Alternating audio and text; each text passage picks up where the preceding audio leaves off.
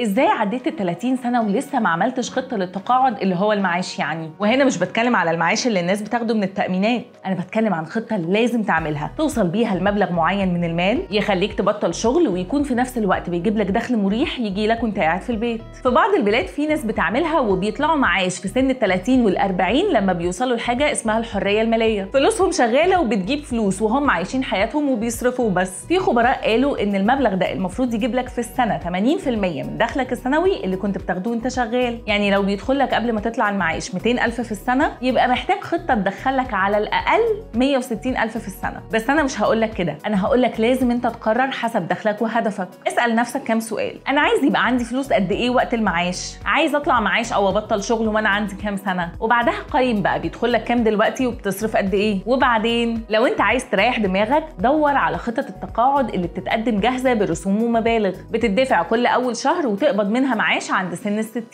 في حاجه كمان اسمها برامج التقاعد التكميليه، ودي بتقدمها بعض الشركات الخاصه، وفي خطه التقاعد التامينيه ودي بتقدمها شركات التامين. لكن هل ده بقى هيبقى دخل كفايه تعيش وقتها مرتاح، تصرف علاج، يكفي مصاريف جامعه، جواز ولادك ومصاريفك وشويه رفاهيات؟ لو اجابتك لا، يبقى لازم تعمل خطه بديله. هتبدا من دلوقتي تخصص مبلغ من مرتبك كل اول شهر وتلتزم بيه مهما كانت الظروف. ما تحطش المبلغ ده في حساب تقليدي وخلاص وتخلي التضخم ياكله، لا، استثمره في اسهم وسندات وعقارات، واستفيد من فكره الفايده المركبه اللي هتضاعف فلوسك لحد ما توصل للمعاش. ونوع في استثماراتك لتقليل المخاطر. خلاص كده؟ لا، لازم تراجع خطتك كل سنه، تشوف ايه اللي اتغير في دخلك، هل تقدر تزود المبلغ اللي انت مخصصه، ولا ايه الحاجات اللي فعلا بتدي عائد وايه لا، وتعدلها حسب الظروف. احنا في مصر للاسف ما عندناش ثقافه خطه التقاعد، خصوصا ان معظمنا شغالين قطاع خاص. لكن لو مهتم تعرف اكتر ازاي توفر من الدخل لخطه التقاعد، اكتب لي في الكومنتس.